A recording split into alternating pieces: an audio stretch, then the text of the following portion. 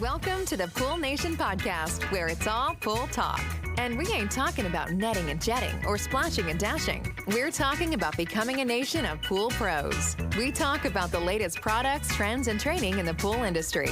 Now let's welcome your host, with over a decade of industry insider experience and still the reigning champion of Marco Polo, Edgar De Jesus, and his co-host, John JJ Flawless, the fastest netter in the West, and Zach the Pool Boy Nicholas.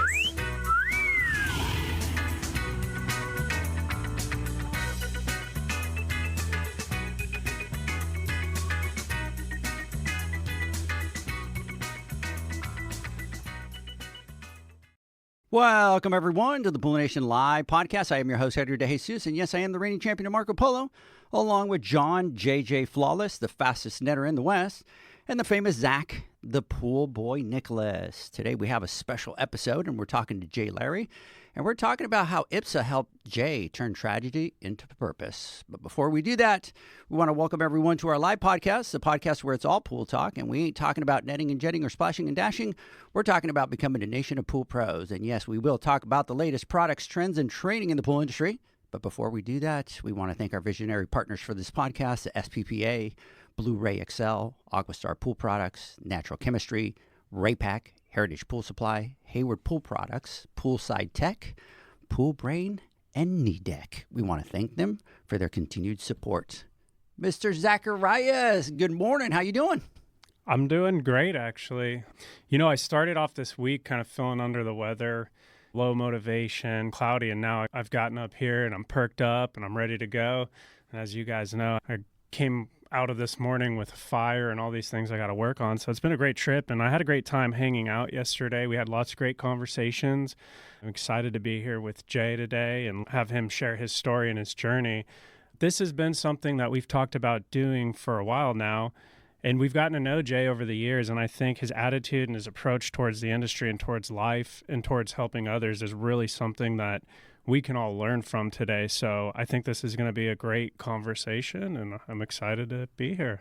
Mr. Flawless, good morning. How you doing? I'm doing fantastic, I think.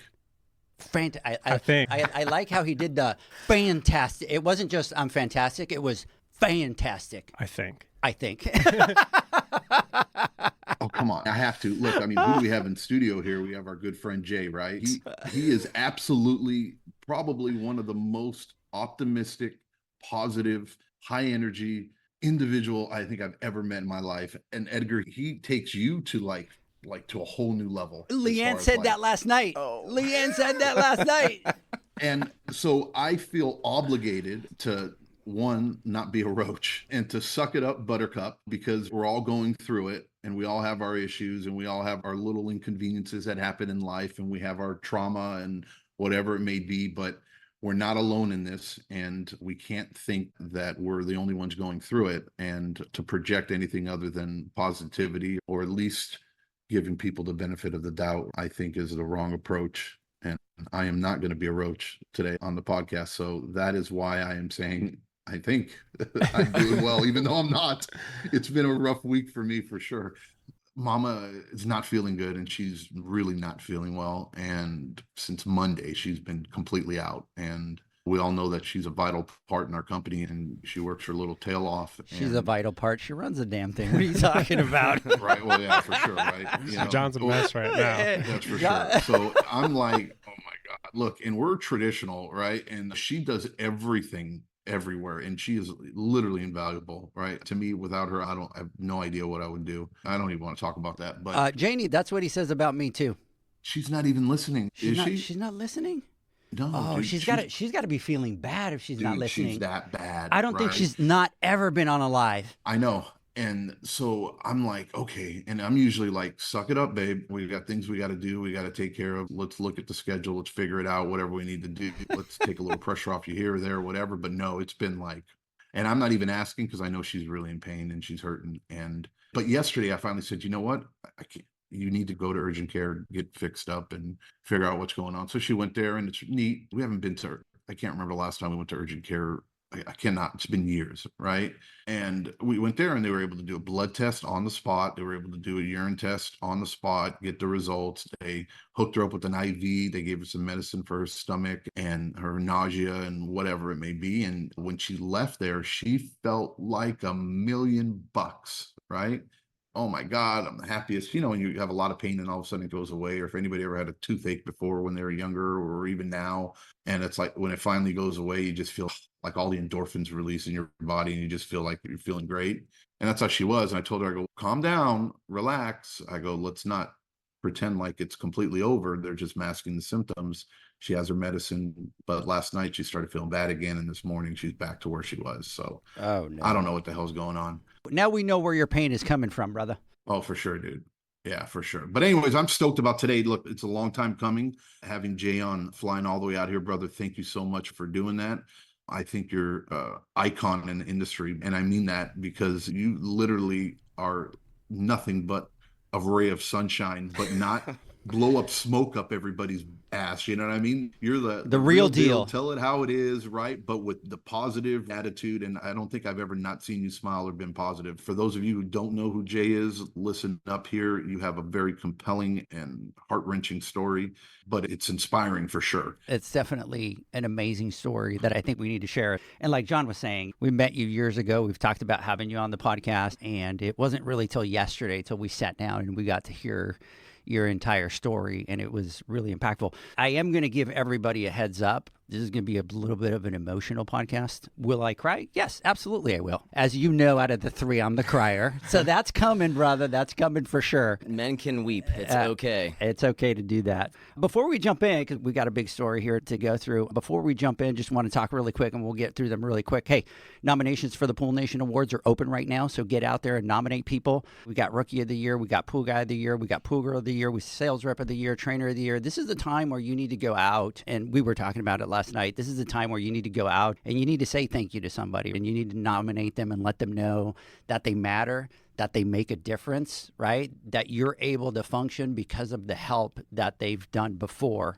And it really goes with the podcast that we're talking about, your brother, all that kind of stuff, about all the people in this industry that will take their shirts off and give it to you, right? That's the beauty about our industry, that even though you're competitors, your guy next to you will take his shirt off and give it to you just to be able to help you. So get out there. You got to embrace the rookies. Yes, absolutely. So get out there, nominate. Hey, any rookies 2 years or less, get out there, get nominated. There's a couple of them nominated. I know Jay was talking about nominating a couple people, so looking forward to seeing that as well. And then from there, we are going to do the nomination night, which is going to be August 20th at Heritage. It's going to be a women's only because the 21st and the 22nd is going to be the women's summit out here. We are sold out. We're expecting it to be just an epic event, so looking forward to that. And then from there, we roll right into the PSP Expo.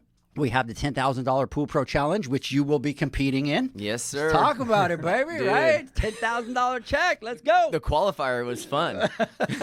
So, and then from there, we have the Pool Nation Awards on October 23rd.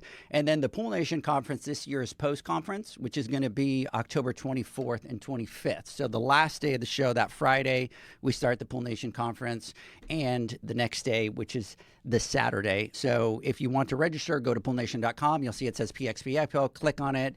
You'll be able to see all the tracks. We're doing a technical, we're doing a hands-on, we're doing a business, and we're really starting to really create that track for the business side. And so I just want to talk really quick about some of the classes that we're going to do for the business side. The first one that we're going to do is really turning pools into profits and really how to build a business and not just the route from day one. And then we're going to roll into turn metrics into money and what your financials are telling you. It's going to teach you how to stop guessing and start leading with data. From there, we go into know your costs, grow your profits, and that's business math made simple for pool pros, and it's really just learning the formulas and methods to price your services right and protect your bottom line. Then we go into financial planning and exit strategy, right? How to build that value and prepare for your future. And then finishing it up with profit is not cash, mastering your cash flow to stay in control all year. Then on day 2, we move into talent life cycle, and that's really just mastering that life cycle and building skills at every stage to drive performance. And there we go into developing high-performing teams, right? How everybody focuses on the same goals and are able to drive forward. Next, we get into the power of partnership, cultivating true collaboration in your team. Then we dive into time management strategies, and that's just really learning how to make every minute count. And then the last one, which we always talk about, and John always reminds us of this one, it's driving results through accountability, right? If there's no accountability, none of this is going to come together. So we're definitely going to close up with that one. So we're really excited about it. Just before we jump in here real quick, and we're going to start with our boy Jay, because I'm excited to share your story. Got a couple people on here. Doreen is saying, wow, that's saying something. Hard to out-energize Edgar. And by the way, I'm a baby next to Jay, right, John? Ah, come on now. I'm just a baby next to Jay. Like, his energy is just, it's what we need in the industry, though. Our boy Jay Brakefield, what's up, guys? Sorry, it's been a minute. Big shout out to you out there. My boy Jay Money, love you, brother. So proud of you. That's Pete the Pool Guy out What's there, up, giving you some Pete? love out there. And I do want to give a shout out to Michaela from Pool Brain, Soto's Pools, Maria from Ensenada, big shout out. Nice. Aquastar Pool Products, big shout out to you guys out there. Desert Pool Solution, Only Pools, Mr. Stan, Victor, shout out to all you guys, Jorge, Robert, and Bill, Joe Pool Service. Thanks for jumping on and listening to our story. What's up, y'all?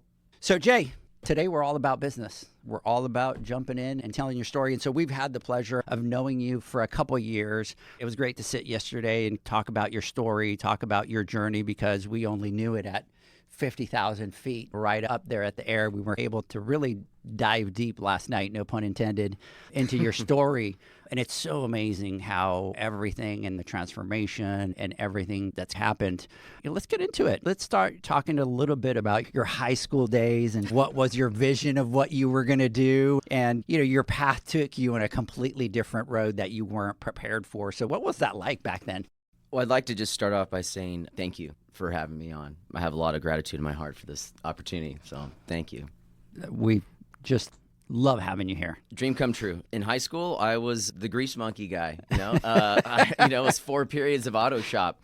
School didn't come easy to me at all. It was hanging on by a C average thread. But I was surrounded by buddies that were going to universities and getting white-collar jobs, and I figured that was what I was supposed to do. I went to junior college and wanted to get into computer networking. All the while, my brother, he was 7 years older than me, he had been working at a bank as a merchant teller. And he started like a pool maintenance company, and every now and again he would poke at me and, hey, dude, you gotta start a route. I'm like, I don't want to do that. I figured I had to get this white collar job. So I decided to continue to torture myself and go through school and get certified into computer networking, and I got my Cisco certifications, and I got behind a desk and couldn't stand it. I was like, great, what did I do now? And my brother was like, I told you, dude, you should have started out. And that's the quick nutshell of how it all began. So obviously there's some details to unfold and all that. So you, during that time, you were working at a title company, right? Yes. And you were there for quite a while. Yeah. It started off as a junior year summer job, and I had one task. It was for the summer, and it was to purge paper files back then. I'm aging myself, which is fine. Paper files. And I had a huge list, and I had to open up these banker boxes, pull out the file, pull out all the paper except the top sheet, put the file back into the box, and then make a check mark on this list. And I crushed it within early deadline. And they were impressed with that, and I ended up and had a job with them, with this title company, for many years, almost 9 years. So I was able to go to school, and they gave me I was able to work for them, and I was able to backpack Europe, and I had a job when I came back. And then also they knew that I wanted to eventually get into doing pools, and they allowed me to work part-time and create a company. And very thankful for all those opportunities that they gave me. You're working at the title company. You're following that path that you felt like this is the path you have to follow. And your brother Jeff is working at the bank. And I want to back up because there was a specific moment there at the bank for Jeff that and I want you to talk about the board shorts and checks moment and how that shifted things for you both. Jeff worked at the merchant window at this bank, and he did very well in school. He was an ace guy, and he did one semester at a junior college and aced it, and then he stopped going because he just didn't like school. And I was pissed at him because I was lousy in school and he was so good. I'm like, why aren't you going to school? I don't like it, dude. And he just continued to work at this bank, and he was getting to know all of the merchants in the town, really. He was smart, and he was vetting really all these business owners. But there was this guy that would come in weekly or every so often in board shorts and sandals and long hair and a tank top, and he'd cash a bunch of checks. His name was Mark. And Jeff's, what do you do, dude? And he's like, I clean pools, man. He's like, what are you doing now? Oh, I'm going off to the beach and I'm gonna go surfing. So this guy would come in, cash some checks, and we live in the San Gabriel Valley up against the mountains. This guy would clean pools and then head to the beach, everything. So it was from the mountains doing pools down to the beach and go surfing. And my brother was like, that's a pretty damn good life. We had a family friend that had a pool route, and my brother was like, hey, could I go on a ride along and check things out? I'm interested in it. It was pretty roachy, actually. It was stretched thin. There was like 2 pools out in San Marino, then 1 out in the San Fernando Valley, and it was not profitable, and it was driving around town and everything. And Jeff was like, this sucks. This is not cool. I can't believe Mark even does this. So he got discouraged at that point, I think, from doing it. But there was one day that Mark's like, yeah, dude, I'm getting out of the business. And Jeff's like, really? Can I do a ride along with you? And turns out that the route was Cherry. And this was probably in the late 90s. I was still in high school, 95, 96, is, I believe, when he got into doing pool, maybe a little bit later. So he started, and his first week, the Santa Anas blew really hard. I mean, they blow.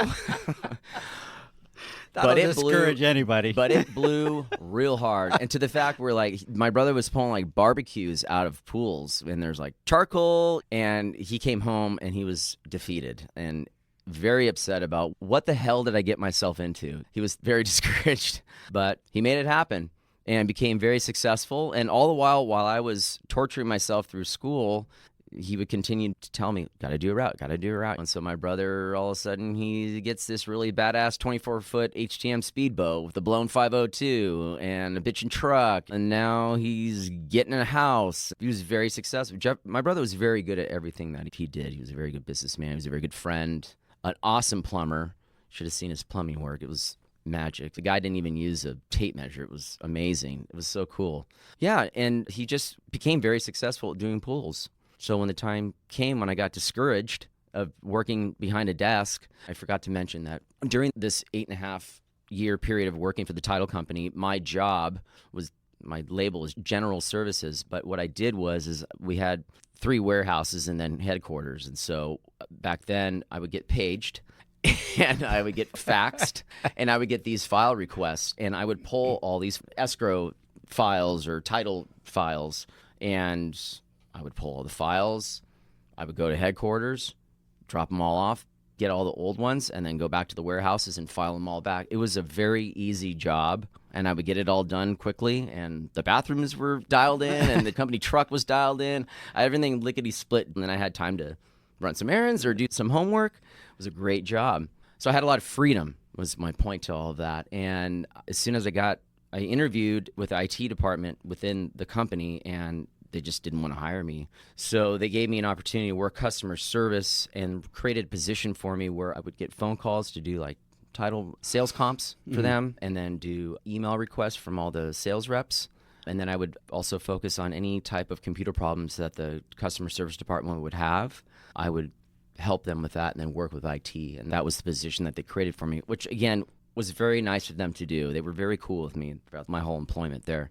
But again, I got behind the desk and I was like, I couldn't stand it, man. I went from freedom and flying and doing my thing to behind the desk and shackled and Joe versus the volcano, fluorescent lighting just beaming on me. I was like, oh my gosh, what did I do? That's when my brother was like, I told you, dude. I told you, you should have done a route. Got to do a route. I'm like, okay, let's do this. At the time, my brother had a connection with a guy that was building pools and doing landscaping. And he said, all right, dude, listen, when these pools are built, I will get the startup and then you take on service. And that's how we'll start building things with you. And so I went part-time with the title company. I'd work Monday through Thursday. Thursday was half day and then Friday was off. So my brother and I would work together on Fridays, which was so much fun I called it Filter Fridays. And John calls it something else. what do you call it, John? Role play Friday. You asked. Fine, I love it. You fell for that one, John. Dang it. Yeah, so I would work at the title company Monday through half day Thursday. Eventually, I got 9 accounts that my brother gave me. The builder that was giving these accounts to us was not the best builder in the world. There were plumbing problems, there were electrical problems. It was really tough. And I was stuck with these problematic pools going forward. Some of these customers would come out to me. They were so upset about all these problems going on, and the builder wasn't following through with what needed to be done. So my brother and I were stuck with trying to make the right moves and all the right repairs. Eventually, we just said, listen, we're done with this builder. We're out. So we cut that relationship off. And so if my brother might have gotten an account, a new pool, and if it was out of his area, then he would give it to me. So I had this really cool little 9-pool route to start off with. And I would do it first thing in the morning, and then I would jam down to the title company and then work from noon to 6 and bounce. And then on every Friday, my brother and I would work together. And my brother taught me a lot of things. But on Friday, we'd have a blast cleaning filters. I would help him on his pools. He would help me on my pools. He'd train me, teach me how to plumb and water chemistry. Water chemistry was a little bit different back then, But my brother did things right, and he wanted to make sure to take care of people the right way. I learned a lot from him in that way, too. Communication was something that my brother taught me was really important to follow through and call these customers. And I resisted so much to get into the pool industry because at the time, they're all dirtbags, man. They weren't like the best population. I'm like, dude, I don't want to be affiliated with this, man. I have this white collar job image in my mind. And he's like, don't worry about it. Dude, don't worry about it, man. You're gonna be just you showing up and doing a good job and how you are and the stuff that I'm gonna be able to teach you. You're gonna be successful. Don't stress out about it. You're going to be like the hero of the day when you show up to these pools. I'm like, all right, whatever you say. So I put a lot of trust in that. Yeah, so it kind of started off, that's like the main kickoff, Yeah. And it lasted that way for a while. Eventually you jump in, right? And not with the best route. You were just talking about those 9 pools. And I want you to talk a little bit about what was it like taking on those first 9 pools, right? Because we talked a lot to the brand new pool guy, right? So what was it like taking on those first 9 pools? You were hesitant. You didn't want to get into the industry. Your brother convinces you. You take those first 9 pools, obviously a little bit hectic. How is Jeff helping you through that process? Well, scared. Scared to not get a paycheck from an employer. I was freaked out over that because I'd done that my whole life. I was an entrepreneur as a young kid. That's why my nickname is J Money, because I loved to make money when I was a little kid. I used to wax license plates. I would go door to door as a little kid. I was like 5 or 6 years old, and I go door to door, knock on my neighbor's doors. Like, can I wax your license plate for $1? And they're like, yeah, sure. So I always had this entrepreneurism, I guess, at heart. But yeah, I was totally freaked out. I was really stressed. I was a totally different person back then, but he gave me the confidence. He told me, listen, dude, I'm going to be here for you the whole step of the way. Don't worry about it. Just do your best. Don't even worry about it, man. But it was very stressful. How am I going to build this business out? I need more. How am I going to get more accounts? Should I go buy them? How does all that work? All these questions. How do I take care of this water chemistry? And how do I prevent a pool from turning green? All these problems were coming up because the builder didn't follow through with certain things with electrical and all that. It was very stressful, but he was there to help out, like all the time. The whole way. The whole way. I felt really bad because he had a killer route. And if I would call him for help, I'd feel bad. Dude, I'm really sorry to bother you, but this isn't work. The customer's pissed off and I don't have an answer to tell these people. I remember telling them, like, listen, I don't know exactly what is wrong, but my brother and I work together and he knows what's going on and we can both help you. That was one thing that my brother taught me too. You have to understand. I was really stressed out of how to communicate about a problem that the customer's pool was going through. Another big hump. Dude, I can remember one of them in particular. I had one of those new customers. They needed a new filters. Some crappy old stainless steel leaking everywhere. And I remember it was actually a Hayward filter that was hot at the time, and a 48 square foot filter. And Jeff's like, they need a new filter, dude, so you need to sell them a filter. I'm like, how the hell do I do that? He's like, just tell them what's going on. Tell them that it's not working properly. It's leaking really bad. have him come out and look at it and explain, like, you can do that. I'm like, oh, I could totally do that. I'm like, but what about the money part? So he told me how to handle it.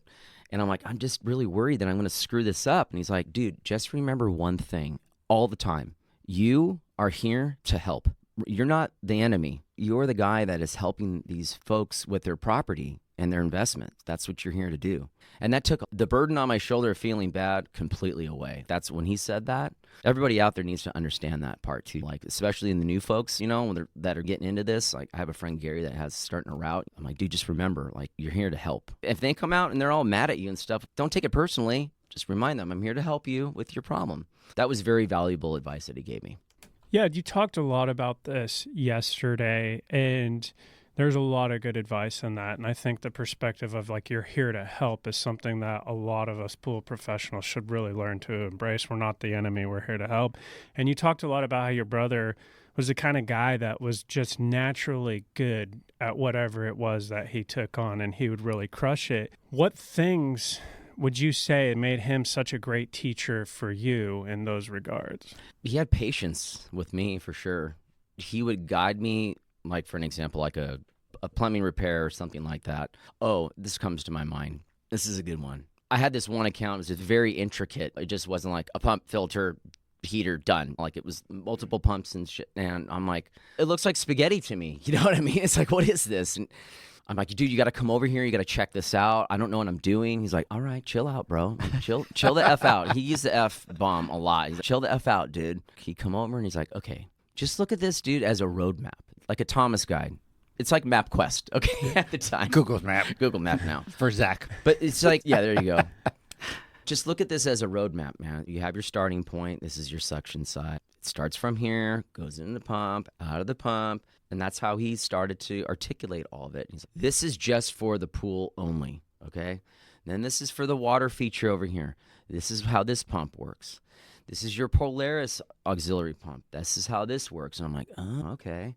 And then he got me in the habit of labeling these. And so that helped me out. But then that also helped out the customer too, because he told me, if you do that, the customer's going to come back here and they're also going to know. And so he also taught me how to teach the clients more about what their equipment does, so then they understand. I remember him pulling me out of a jam, you know, and he was very patient. My brother was very mellow and calm, cool, and collective. He was a complete opposite guy than me. You know, I'm like, dude, the wheels are falling off. Oh my God, what am I going to do with this account? Chill the F out, dude. You know, that was something in particular I remember him helping me out with, teaching me. Let's get a little bit into the other part of the story. You've talked about your brother being that huge mentor, that guy that, as I was talking about at the beginning of the podcast, takes off his shirt to help you, drops what he's doing to come over and help you, to mellow you out. And by the way, I remember being in those situations with the spaghetti and the panic that kind of comes over to you, and the customer asks you and you sound like an idiot because you don't know, right? And to have somebody like that is so refreshing, right? Oh, man. He really took you under his wing from the beginning, and it wasn't just as a brother, it was a mentor, a guide, but you know, there's a heavier part of this story that we want to talk about. But let's talk a little bit about that difficult moment when you lost Jeff and what happened to your brother. So in 2009 or 2008, you know, we had that gnarly recession, and then we had some political things going on, and it seemed to really weigh on my brother a little bit. And he was starting to get into some depression.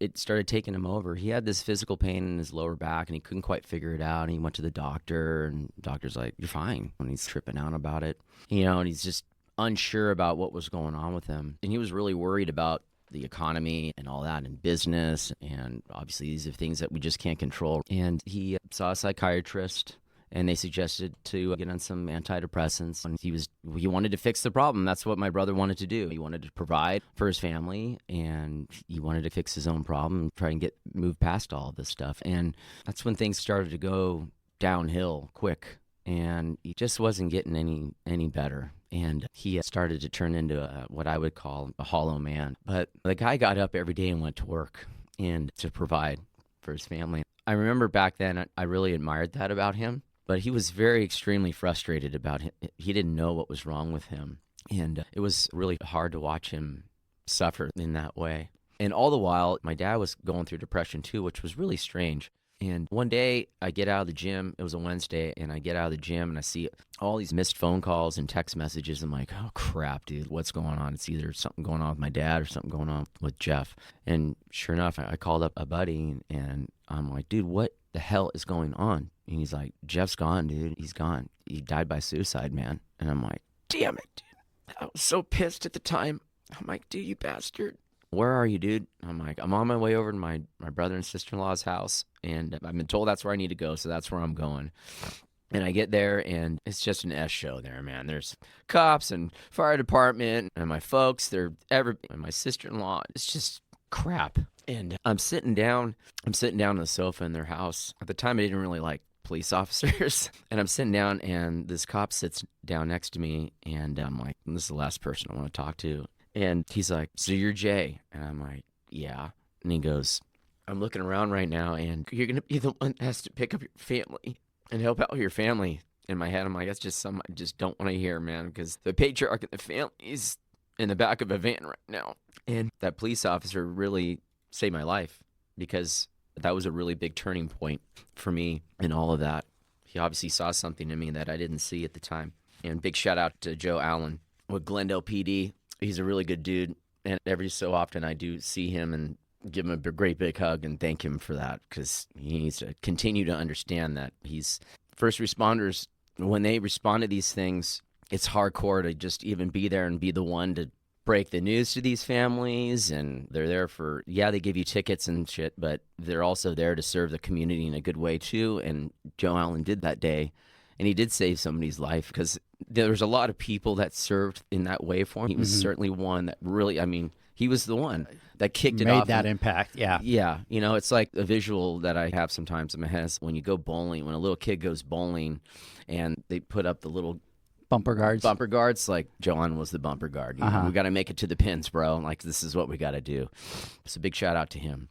And so the next day I woke up and I'm like, we got to save the business. Something that my brother built all those years, that provided for him and his family and stuff, and all the good times. Dude, so many river trips, and my brother provided good times for all of us, man. So it's like, I was trying to save this business, and I had a friend that helped me out. We didn't have anything like a routing system or anything like that back then. A friend of mine did screenshot. He was in the commercial real estate business, and he gave me screenshots of each property, so I knew exactly how to get to it. I knew where some of the pools were that my brother did, because I worked with him every Friday. I was able, with some help, to put this route back together and patch it together. And I had to make phone calls. I had to call his clients and tell them somewhat what happened. We were deciding what to do with this tragic news. At the time, suicide's really taboo to talk about. You just didn't talk about it back then. We had to keep it under a little bit, and we ended up put it all together. So I physically ran my brother's route. I had an assistant that took care of my route, and then my sister-in-law did the billing for my brother's route. And it was a village, man. We put it all back together, and then we sold it off in certain chunks. And one of the pieces that we sold off to a really good family friend, Paul. And Paul and I became really good friends. Paul became a mentor for me, too. And we started working on Fridays together. And that was pretty cool. That's how we put things together.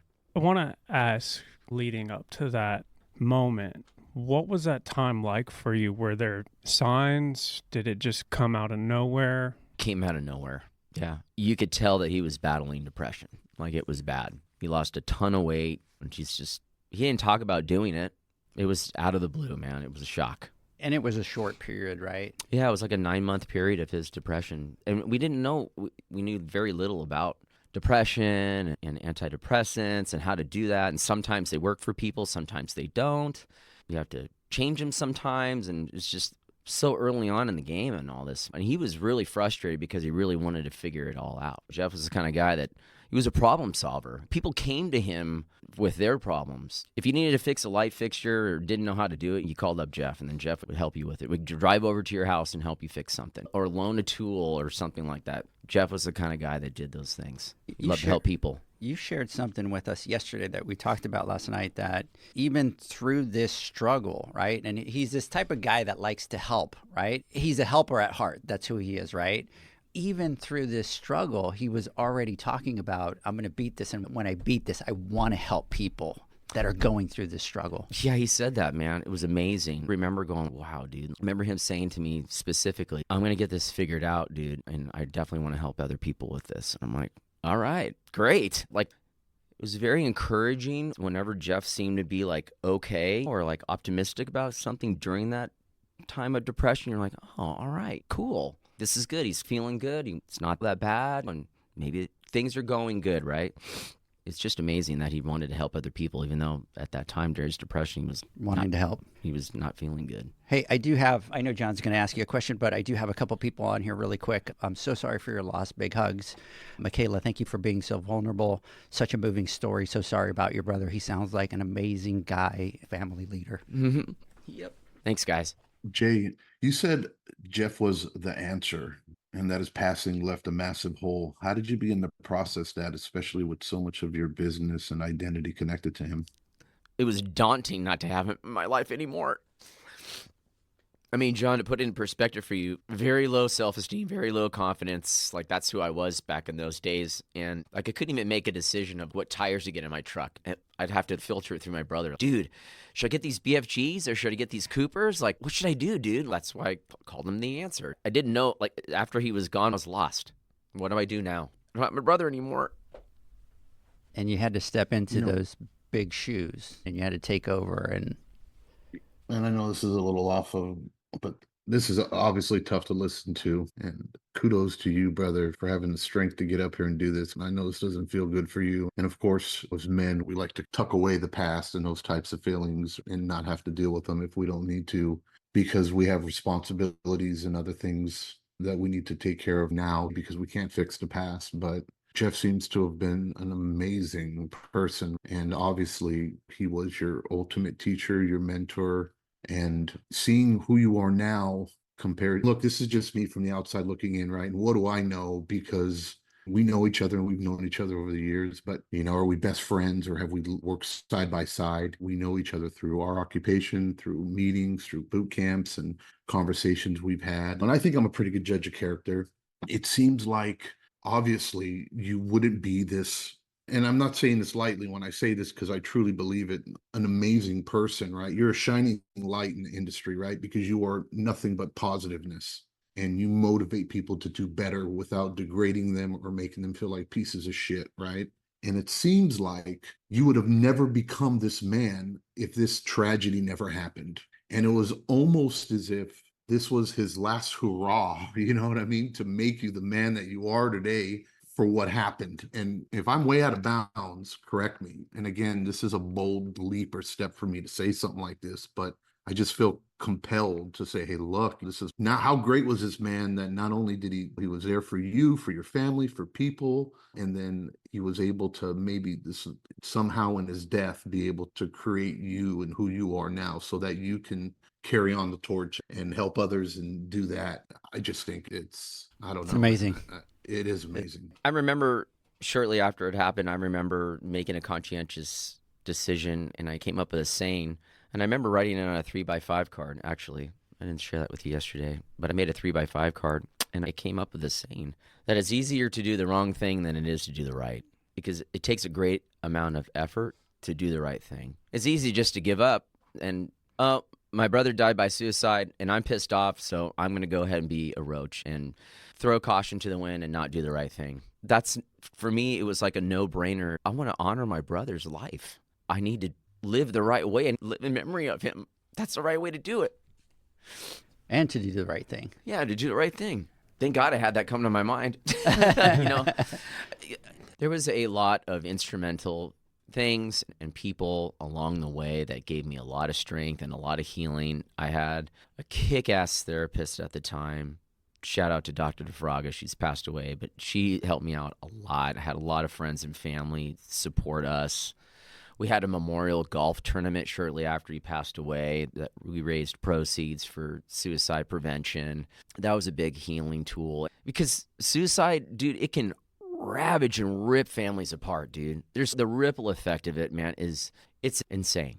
And all things considered, we got through and we're getting through it okay. There were some people that kind of dropped off, and that's fine. Everybody's got their own way of doing things, but suicide's just tough, man. There's definitely a ripple effect to it.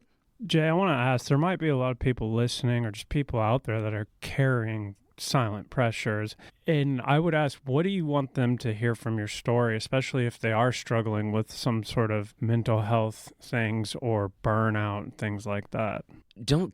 Seek help. Ask for help. It's okay. Especially for men. Men are like, I'm doing this lone wolf shit. I'm not going to talk about this. I'm stronger than this. If I ask for help, that's a sign of weakness. That's all crap. You got to ask for help. And if you got a burden, then you got to talk about it. Do you got a homie? You can reach out to a homie. Go talk to a therapist. Those are things that you can do, really. Yeah.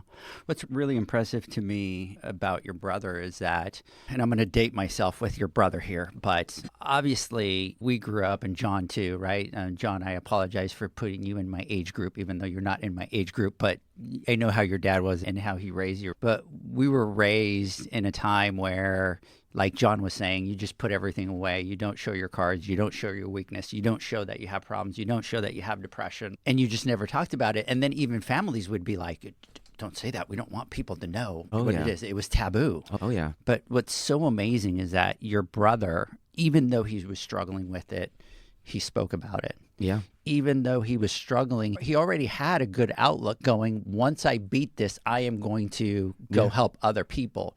And it just shined everything that your brother was. He was that constant helper, that constant, I want to help people.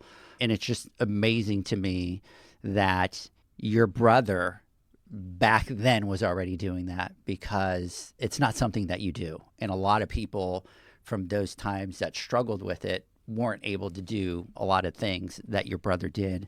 I truly believe after talking to you that he transformed, and just like John was saying, transformed who you are today. And so I want people to understand that we're talking about it. We're talking about his legacy. We're talking about everything that he did. And we don't want people to think that that's it. That was the end of the story, because that's where the story begins. In a lot of ways, yeah. And that's really where a lot of the story begins for you, for Jay, for how he shaped who you are. So we want to talk about that. That's the next part of the podcast that we want to get into, and we want to share to everybody where your positive outlook comes, where your passion for helping people comes. So let's do this. Let's take a quick word from our sponsors, and then when we come back, let's talk about his legacy and what he's done in your life. Let's do it. One thing I would like to say. Yes. If anybody's feeling suicidal right now, or if anybody knows anything, call 988. That's the suicide hotline. 988. 3 numbers. Dial them. All right? Perfect. Great. We'll be right back.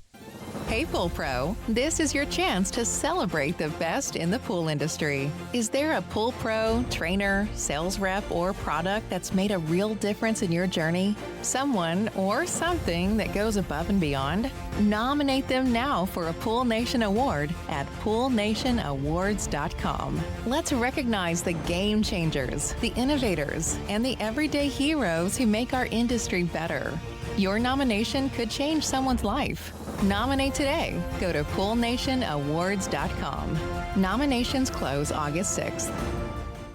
Hey, you pool pros. This is the year you change your pool business forever. Join us for a fully immersive conference that not only teaches you water chemistry and the hands-on day-to-day of a highly successful pool business, but how to make the most of your business and make money. Pricing, profit, cash flow, leadership. It's happening October 24th and 25th at the PSP Expo in Las Vegas.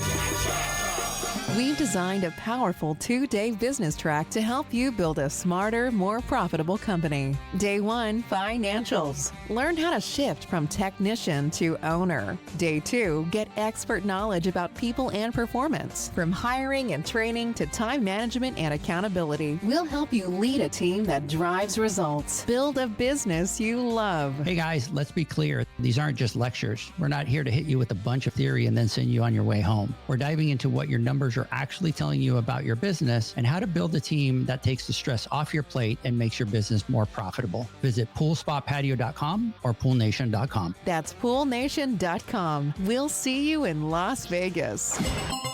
Welcome back, everybody, to the Pool Nation Live podcast. We are talking to Mr. J Money. Money. So we are excited to have you in studio, obviously be able to share your brother's legacy. And now what we want to talk about is we want to talk about his legacy and that transformation for you and for who you are today. After the dust settled, how did you move forward? After we sold his business, now it's time to focus on healing and getting back to my business. And I think a lot of what got me going and getting back on track, obviously my therapy. I had a great therapist. Dr. DeFrogger was awesome. That helped out a lot. And working with Paul, because he basically cherry-picked my brother's route, which was pretty good.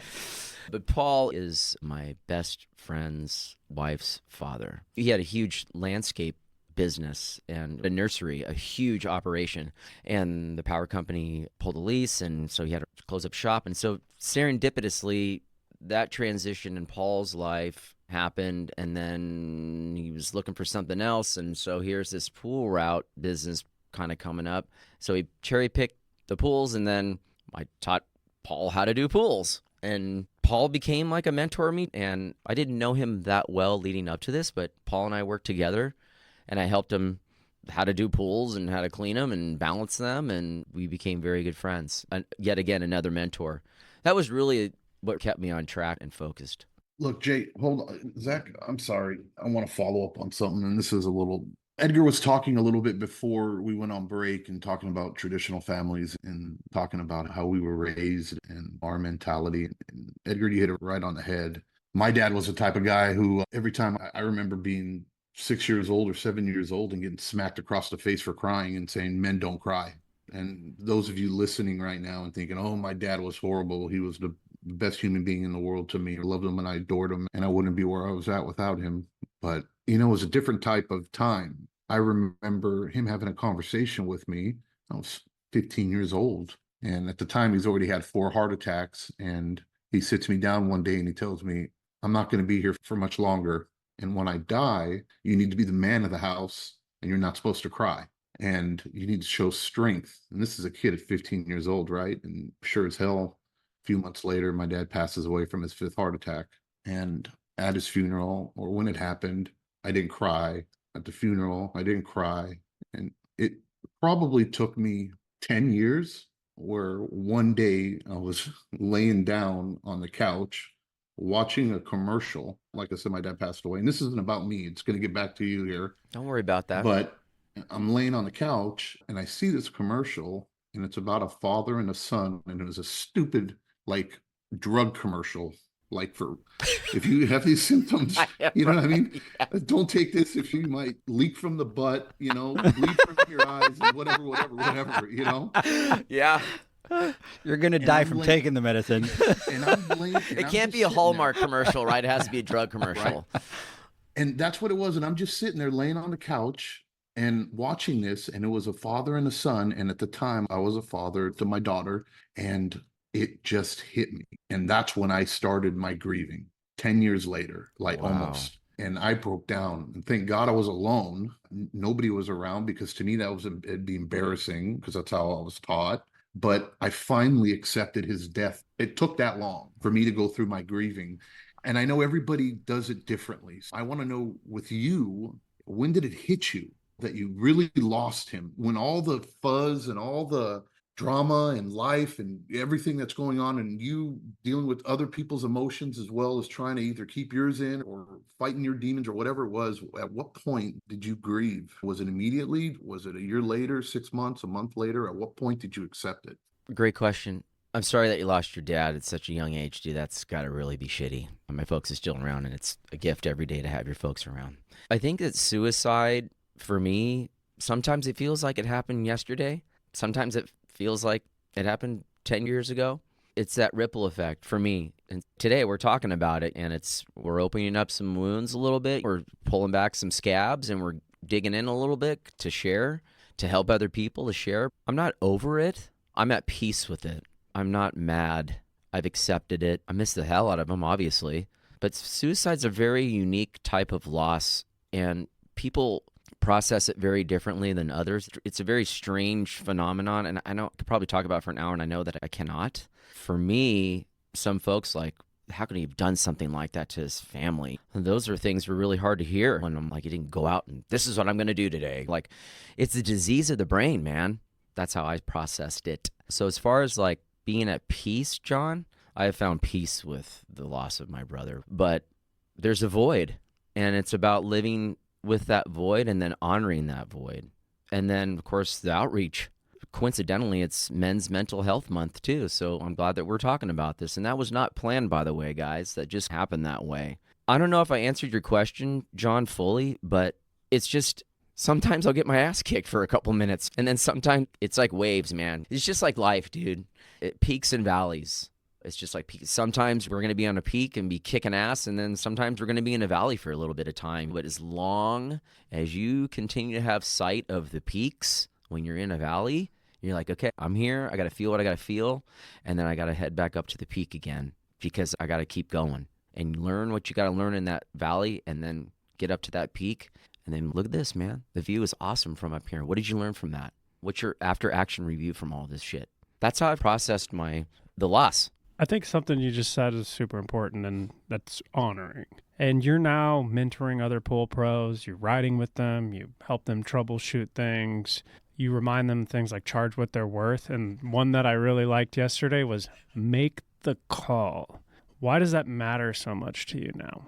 For some business owners, it's hard for them to communicate. For me, this phone it weighs a couple ounces. But for others, it can weigh 10,000 pounds. And so it's such a challenge. Just make the phone call and tell your customers communication is key to build that relationship with your clients. Yeah. Look, this is deep. Did I answer your question correctly, Zach? Absolutely. And I think it was a really good point of conversation yesterday. And like John was mentioning earlier, that legacy that you're carrying on and that transition and those things that you've taken and you're now imparting into other people to help them be successful with what they do. Yeah, I get really excited when I have an opportunity to talk to somebody who's getting into the industry, even somebody who's been doing pools for a long period of time. And I'm like, let's talk about what you're doing, and like, I just like helping people get better, okay? Like that, I just get off on that kind of stuff. And that's your brother. I That's just exactly the legacy of who your brother was. Yeah, and you brought that up to my attention too. And I have a friend out there that just recently, he helps me. His name's Tavo. He brought something to my attention that I was blind to. And I'm blind to a lot of things, evidently, because you guys brought up some really nice things, and I just blind to it. But he said to me, dude, I don't think you realize this, but like, because your brother taught you all these things, how to run a business, how to treat people, how to help people, this and that. Like in nature, you're a helpful person, but your brother like really gave you all of these skill sets, and you've touched a lot of people's lives with that legacy. Do you understand that? And I'm like, no. It's just like I was so dumb over that. I had no idea, and I'm like, really? And he told me straight, I was like, you have to learn to accept that. You have to accept that, dude. And I know he's saying that from his heart because I know that you've helped him. Oh, for sure. And the times that we've talked, right, and we do boot camps or we do all that kind of stuff, and I'm like, gosh, we want to get to the new pool guys and stuff like that. My mindset's like, oh, just call Jay right away. Hey, Jay, we want to make sure that we get all these young guys in there to do that. And I'll tell you why I agree with him 100%, but I want you to think about this for just a second, right. And I want you to listen to the fourth one. But I'm going to tell you things, the way that Jeff operated, that still show up in the way that you do the things that you do, in the way that you teach, in the way that you communicate with your customers. Communicate. How you show up for others in the industry. And more importantly, and tell me if this is not true, your belief that you have to be the hero for the day. Yeah. Those are all things that he taught you throughout time. And those are all the things that you do for guys like Tavo, guys like Greg that you've sent out, that you've hooked up, for all the guys that you drop what it is that you're doing to go over and help. Yeah. And not just with pools, just with life. Yeah. Whatever it is. Like the conversation we had yesterday about you going to somebody and saying, let's have a conversation. We won't talk about it. Yeah. But showing up for that person and saying, yeah, man, maybe somebody ever talked to this person about that. Let me give them some good feedback. Yeah, I have to, excuse my language, but sometimes I have to be the asshole. Sorry, but not sorry. Going back to the beginning when you were talking about the situation, when you were just getting into the pool industry and you were doing your pools and you ran into issues or problems and you were freaking out, totally different type of Jay, right? Jay of the past. Can you imagine that, Jay? Right? And you're like, oh my God, what do I do? Drama queen. Exactly. And, your brother being there for you and helping you turn that shit show or that problem into a solution, right? And figuring it out, right? Like the filter example that you did or the spaghetti of plumbing, right? Those types of situations. Now the roles are flipped and you're out there helping guys, turning turds into sparkling gems, right? Yeah. Fixing them with their problems. How does it feel for you now when you see them have that breakthrough that you had at one time back then? When you had that aha, when he was like helping you with, look, the roadmap, and we were referring to the Thomas guide and stuff, and you had that breakthrough. How does it feel for you now being that person or being your brother for somebody else? I'm proud of it, man. I'm glad I can pass those things down. I have a person that I'm helping out right now with start a pool company. He's been doing it for a couple months, and he's like drinking out of a fire hose, man. And he was having a problem with this pool. I'm not going to get into details about it, but it was like water chemistry problems and filtration problems. And I just couldn't get out there and help him. I'm like, I can't get out to that one, dude. You're just going to have to be like, take pictures and call me, because I got a lot of shit to do, dude. So I felt bad I couldn't go out there. But anyway, he finally figured it out. And he sent me a couple photos in a movie of the filter. It was totally roached out, dude. And he got the water chemistry dial. He put new filters in, and he got it back up and running. And it's actually it was a very challenging environment. And for a rookie to turn this pool back up, and it was like sparkling, bitching, man. It looked awesome. And he was proud of it, man. And he's like, hey, look, check this out. I'm like, that's amazing. Like, that's awesome. Like, how do you feel about it? He's like, pretty good. I'm like, pretty good? What the hell? Like, you just crushed it, dude. Like, you should be totally stoked. Now, take that momentum right there, dude, and go apply it to some of your other problematic pools that you got, because now you figured it out. Like, now you know what to do. It ain't going to be perfect. You're still going to be learning, but take that right there. That is your gem, dude. They're really happy. His name's Gary, by the way. He's working his tail off and trying to do it right. But yeah, John, it's rewarding. It's fun. I love to see people kick ass. I love to see people win and be successful. I get really excited about that stuff. Even non-pool related type of businesses. If I meet another entrepreneur and they're talking about a pool business that they've had for a long time, or they're going to be starting a new one, I get all excited, man. I turn into Edgar over it. Like, oh, let me talk about some things. So it's fun. Hey, I know Zach's going to ask you a question, but I want to come back over here. And obviously, our boy from Superior Pools out in Arizona is my boy. I want to hug that guy right now. I love Bob. He's going. Hi, Bob. Yeah, he's a great guy. We do have him saying, bro, we're always here for you, though.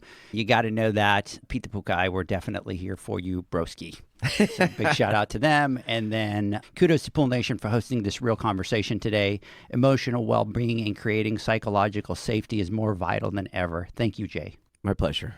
Now, we were going through the story yesterday and getting your story, and there was an interesting turn of events. We learned He'd be something. flipping out right now. Yeah. You mentioned yesterday that Jeff wasn't big on IPSA back in the day. But now, today, you're not only involved, but you're actually the president of your local chapter. So I want you to tell us how that came full circle for you. Thanks for bringing that up. Oh, man. Jeff would be rolling around in his grave knowing that not only am I a member, but my passion for IPSA. And that you're taking what you taught him into that. It's really funny. It's really funny. Like sometimes because it's been a random thought, and I didn't share this with you guys yesterday, but I always wonder if Jeff was still alive and doing pools and stuff, like obviously where would we be now? But if I was to tell him like, dude, I'm going to go join IPSA, he would probably go like, what are you going to do that for, dude? But at the time when I was a few years under my belt, I heard about this organization, IPSA, and like John said, because he knew my brother was the answer, Iverson reference, which is funny, but Jeff and I, we love basketball, by the way. Little fun fact about my brother, big Lakers fan and Kobe fan. Sorry, hit my brother up. I'm like, dude, there's this really cool organization called IPSA, man. I'm thinking about joining it, and I got to get like my LA County health license, and they have meetings and stuff. Obviously, this is like very early. And he goes, nah, don't do it, man. It's just a bunch of old dudes complaining about pools and arguing about stuff, and you don't want to do that. And I'm like, okay, I guess I'm not going to do that, because obviously at the time, Jeff's right. Jeff's the answer, I just didn't do it. But obviously, years after his passing, coincidentally, a guy named Dan Westfall, his mother lived across the street from my brother. And so Dan would show up and visit his mother, and Dan and my brother would have conversations and talk about pools and stories and motorcycle riding in Mexico and Baja 250 and all that good stuff. And then I kind of met Dan that way. And after Jeff's passing, a few years after his passing, Dan started to encourage me. You really got to get into IPSA, man. I'm like, nah, not doing that, And then another good friend of mine, Mark, he is a member of the same chapters as Dan. Mark's like, it's pretty cool, dude. You should probably do it. I'm like, nope, not going to do it, because Jeff said it's not legit.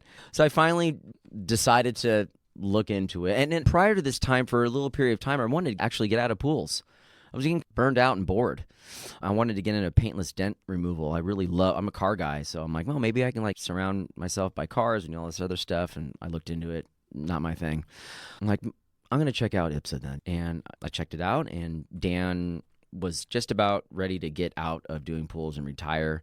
And he was the secretary for the Foothill chapter. And he's like, well, come to a meeting. I'm like, all right, I'll come to a meeting. So I went to a meeting, it was all right. The president of the chapter at the time, his name's Caleb Brown. He has a huge company locally in La Cañada, and really smart guy, good businessman. I'm like, there's some value to this chapter there. Like, it's something.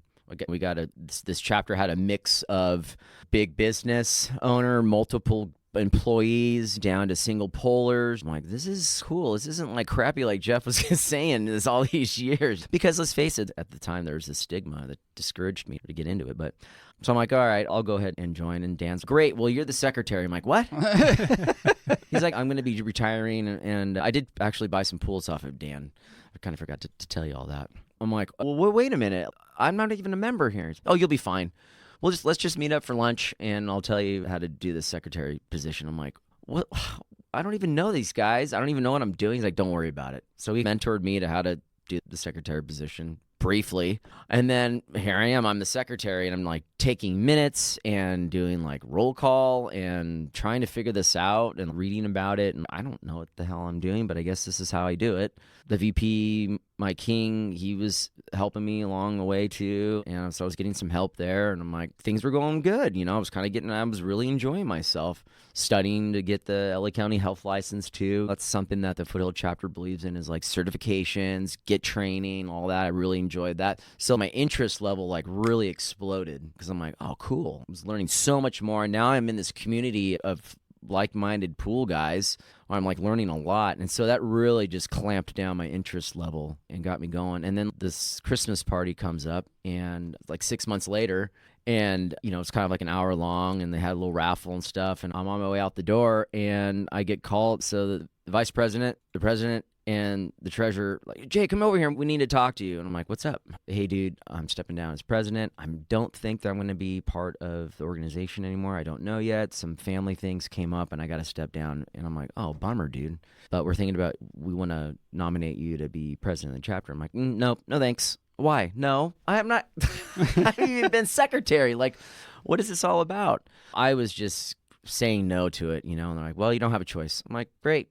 There's a voting process for all that, and I went to vote, and I was voted the new president of the Foothill chapter at the time. And I'm like, what the hell is going on right now? Like, now I have to like lead a chapter. I don't really know what I'm doing with any of this stuff. So I really dug my heels into, at the very beginning, I felt that I had to become the previous leader and kind of lead that way, and maybe sprinkle in a little bit of how the VP is, how he leads. And I didn't have any leadership skills at all. Like, I don't lead chapter meetings and all that stuff.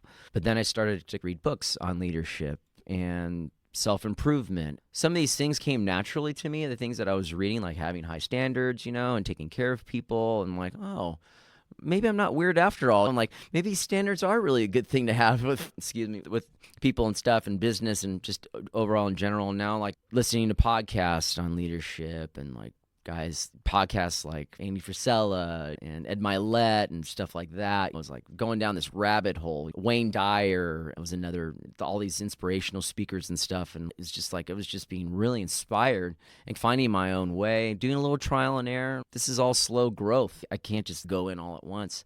And I just really wanted to bring some quality to these meetings and learned a lot about myself. I've become a better man because of the opportunity of becoming part of leadership in IPSA. I'm really grateful for that opportunity.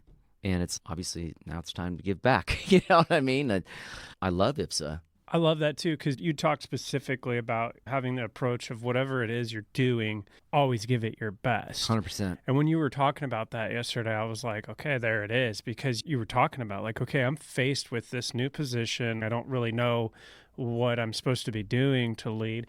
And you went on this pursuit of just trying to learn everything you can and get better and all the different tactics and leadership styles and really bring that back to your group. And when you were telling me that, I was like, that's so rad. That's awesome. Well, hats off to my folks, because my parents taught my brother and I, no matter what, just do your best. If it's something that you don't like that's going on, just do your best. That's all. I mean, specifically, I know that my folks definitely told me that, because there were some times in my life growing up as a kid, I was pissed off about something, whether it's school or anything like that. It's like, just do your best, dude. Just do your best. Yeah. And so that's really been the fabric of, it's in my DNA to be that way with anything that I do in my life. So looking at it today, what kind of people would you say are joining IPSA now? Are you seeing more rookies? Are you seeing more veterans? Is it a mix of?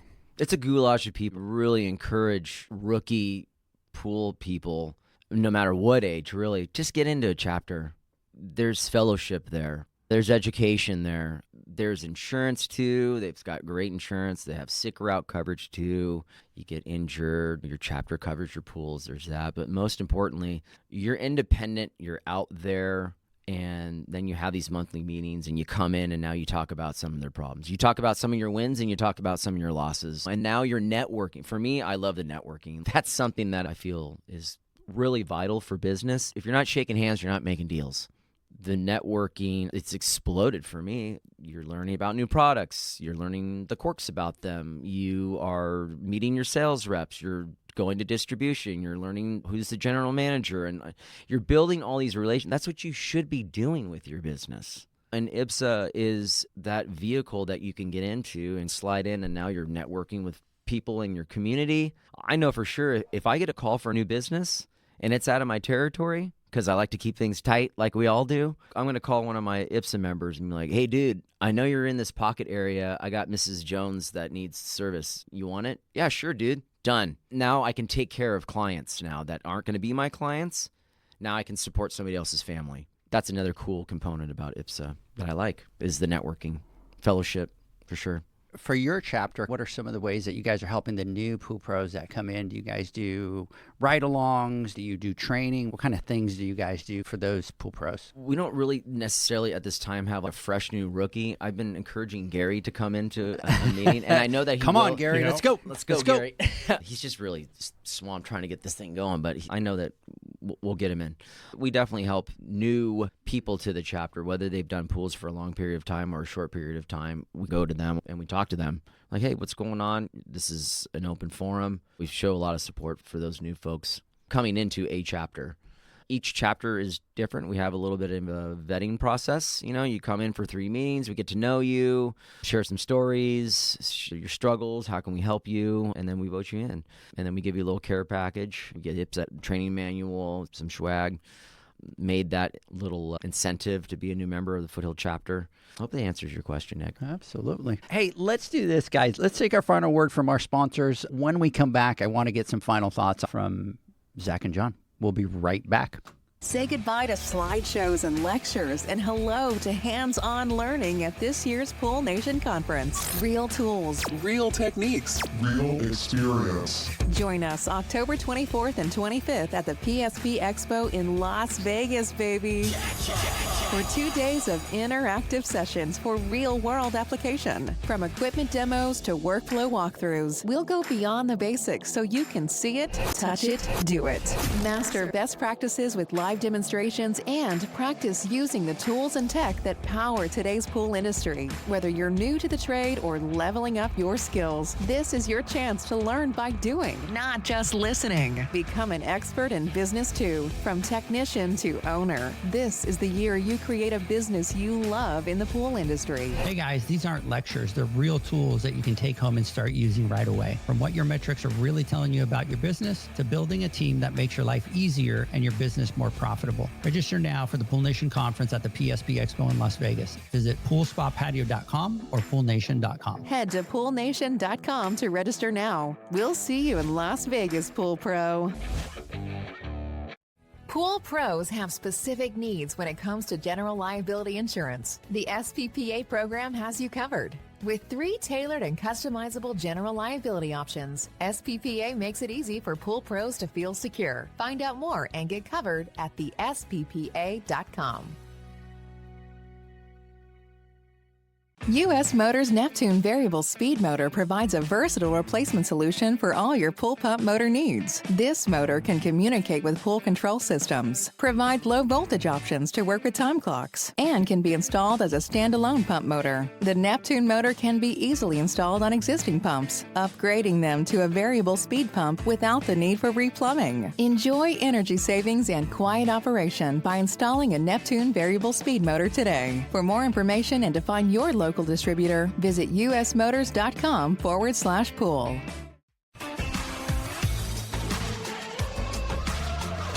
Blu-ray XL is the power of minerals working for you. Reduce your overall chemical costs and labor up to 50% guaranteed. Whether you have 20 accounts or 20,000, Blu-ray XL's direct pricing and free shipping to the pool trade have you covered. Improving pool professionals' profit and work-life balance is what they do. Blu-ray XL, the real mineral purifier. Visit them at BluRayXL.com. Blu-ray all day. Aquastar's new pipeline cartridge filters, available in 2 sizes, deliver top-notch hydraulic efficiency along with best-in-class filtration performance, approaching that of DE filters. Uniquely designed, open pleat spacing means 100% of the media square footage is usable. And these claims are backed by NSF test results. Designed with the pro's time and comfort in mind, the patented double locking system improves safety and ease of access, making filter cleaners faster than ever before. Available now. Ask your supplier for pipeline filters today. Natural Chemistry, a leader in specialty water care solutions for over 30 years, is proud to provide products that make pool service easier than ever before. Its unique enzyme formulations in Pro Series Pro Blend improve efficiency of your pool program while reducing frequency of filter cleaning and scum lines. Natural Chemistry is also well known for its wide variety of phosphate removal solutions that include a non-clouding formula in Phos-Free and extremely high-range removal with Pro Series Phos Remove or Phos-Free Max. Save time, save money, save work with Pro Series products. Stop sacrificing durability or efficiency with the help of Raypak's new Avia HD models that utilize NITEC, their exclusive industry-first technology. NITEC heat exchanger technology is Raypak's latest solution to superior strength and maximum efficiency when it comes to residential pool heating. With 900% more nickel compared to copper nickel in critical surfaces, NITEC creates an ideal surface to protect against scale formation and erosion without compromising on Avia's 84% thermal efficiency. Learn more at raypak.com/NITEC. The next evolution in lighting is here. Universal Color Logic 2.0 from Hayward. The latest in pool and spa lighting was designed with you in mind, making installation a breeze. Upgrades include a detachable cord and first-of-a-kind adjustable lower catch to overcome variations in plaster thickness. As always, Universal Color Logic lights retrofit into virtually any in-ground pool or spa while delivering industry-leading, vibrant color. Visit Hayward.com to discover more. Hey, everybody, we are back. We continue our conversation with Jay. I do want to get some final thoughts. Here's the big thing. So we wanted to show something to you, John. So we cannot see your beautiful face, which is a problem because we wanted to see the reaction, right? So we kind of lost out, but we didn't think about that in advance. So what we want to do, John, and you can be vocal. So, Yes, please. So Please be vocal. Here's what we want you to do, John. We are going to do something, and because we can't see you and we can't see your facial reaction to it, you have to be vocal as soon as you get what it is that we're going to do. There's a lot of pressure right Deal? Okay. So... you sure you want me to... Yes. So you're asking for zero filter. Yes, zero filter. Zero Ready? filter. Go, Michael. Who is that?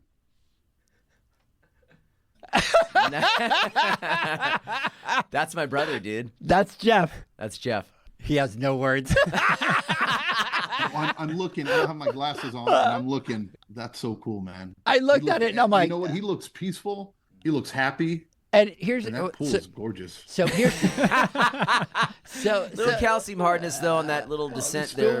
That was Jay's pool. That was Jay's pool. He was helping him here that day. I can tell he's a happy pool guy. You know why? Totally. Because the pool guys I know, especially back in the day, what they would have done is all those little floaties would have had holes in them because they get pissed off that they're swimming in the pool. So they'd razor blade them or they'd poke them and throw them out or something like that. So he's definitely a happy dude. My first reaction, John, was like, no way, that's not your brother. And that was Zach's too. Zach and I were like, no way, that's not your brother. The hair. For a The second, curly I thought hair, that right?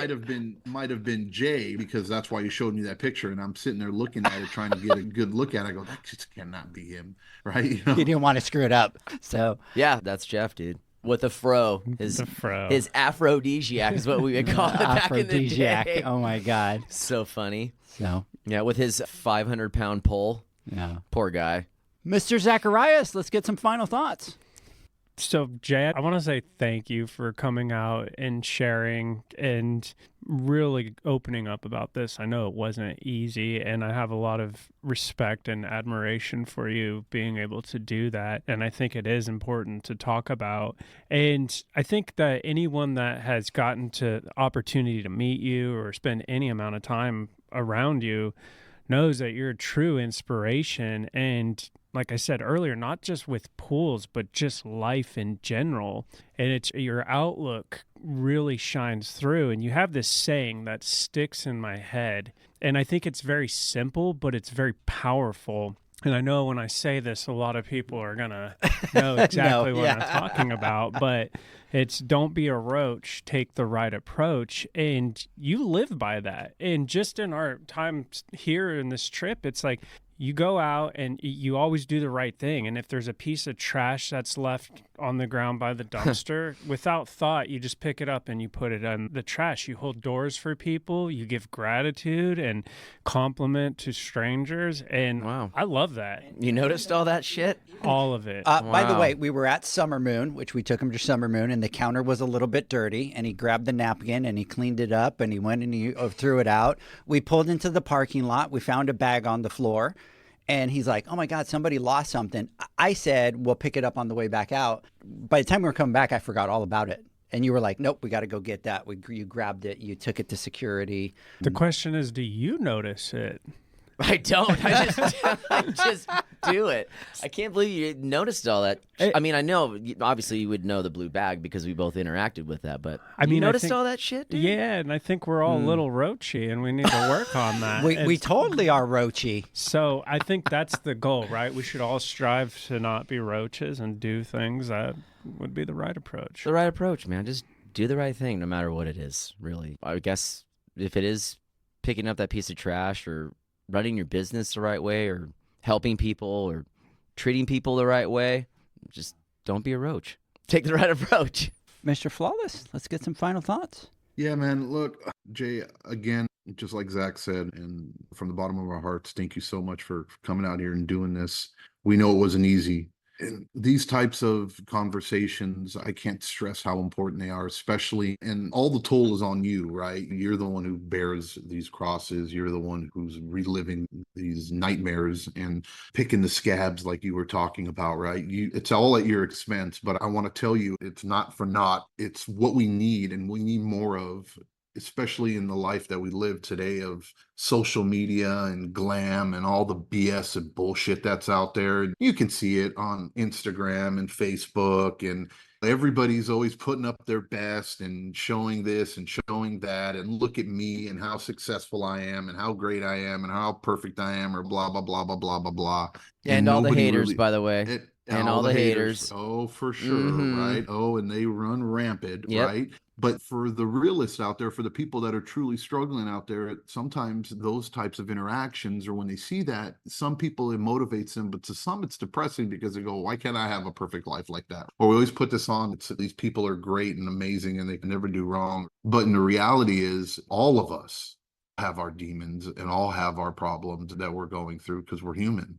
There is no such thing as a perfect life. And for you to be able to step up and share your story and your struggles and how you got to where you're at, I think helps those people that might be listening and feeling like they're just spinning their wheels and they can't make progress, or why do I always have the shittiest luck, or you know what I mean? It helps give them a little bit of inspiration to know that they're not the only ones that are going through those struggles and that we all have them. Most of the BS out there that's posted is all smoke and mirrors for the most part. But thanks again for what you do. And those little things, us three, we talk about it all the time. And when I say it, you're a shining light in this industry, I mean it, because you're definitely one of the good guys, my friend. And we all believe, and I think why we've all clicked and we work well together is because I think we have the same mission, right? We just want to be better and do better, and we want everybody to succeed. And thank you for being a big part of that, and continue fighting the good fight, my friend. And I promise that I will be less of a roach every day. Yeah, I'm just very grateful to have this opportunity to connect with you guys in general outside of the podcast and not talk about pools and talk about real life things. I really enjoyed connecting on that more intimate level with y'all. And then just to be able to have this platform and to share my passions for love of my brother, my passion for the industry, my passion for IPSA. I really have considered this a gift, and I thank you for this gift. I want you to think for just a second, and that is that a lot of times we plow through life trying to do things and we don't step out of our body to look at what it is that we do. And today you are your brother. You really are. He shaped the person and he shaped the man that you are today. And the people that have to be grateful for that is us, because we get a better version of you for our industry, that we're passionate about helping pool pros be financially successful. There's a lot of noise that comes within that. At the end of the day, all we give a shit about is about helping pros be financially successful. We want to better the industry. We don't give a crap about anything else. And people ask all the time, oh, what's your end goal? There is no end goal. The same way that your brother didn't have an end goal. What we're doing today, what we're passionate about today, your brother was passionate about 20 years ago. Your brother was doing what we're trying to do, and he was doing it when we weren't even giving it any thought whatsoever. That's true. Okay? It's true. And if you think about your journey, and we joke around about the IPSA thing and him not wanting to have you do that, but think about even how that came full circle and how that has become a platform for you to be able to have the ability to help that many more people. I tell you that your brother is completely proud of who you've become as a father, as a leader of your family, and as a leader in the pool industry. Like John says, like Zach says, you are a shining light in our industry, and you shine brighter than we do because you have a passion for it. So thank you so much for coming on the podcast. I know that it's not easy, and we've talked about it, to share that, but your brother's legacy is amazing. And even through that tragedy, we have to thank your brother, because you are who you are today, completely thanks to him. Yeah, thank you. Let me see. Sue Laughrey. Who's that? Oh, it's my mom. Hey, Mom. Hey, Mom. Yep. And by the way, the moms on this podcast also always get the love. We love you, Mom. That's a given anytime that they're on. So big shout out to you. Good job, boys. Good job, Jay. And I am going to leave you with this last comment, and actually the last two comments that came in. I might get choked up a little bit right here. I'm so very sorry for the loss of your brother, but I'm thankful he gave you the strength to become a stronger you. Thank you for sharing your story And then the last one is, you can't fake passion. It's infectious. We need more of it. Don't stop. So I ain't going to stop. So big shout out to you, Jay. Thank you so much for coming on to the podcast. Mr. Zacharias, Mr. John, thank you for your time. Catch me and John next Wednesday on the Instagram Live. Everybody else, have a great weekend. Kick ass. See ya. See you, boys. Bye, guys. Thanks for listening to the Pool Nation podcast, a member of the Pool Nation family. You can listen to us live every Friday here at 9 a.m. Pacific, 11 a.m. Central, and 12 noon Eastern Standard Time. You can find us at Pool Nation or poolnationpodcast.com, on Facebook, or on Instagram at pool.nation. And to find more info about Pool Invoice, the billing software built specifically for the pool industry, go to poolinvoice.com. Before you go, this is what the pool industry has been waiting for. PoolmanUniversity.com. It's the first platform dedicated to learning the swimming pool service and repair industry. A pool service community where you can connect and find videos on business, service, water chemistry, and repairs. See you there at PoolmanUniversity.com.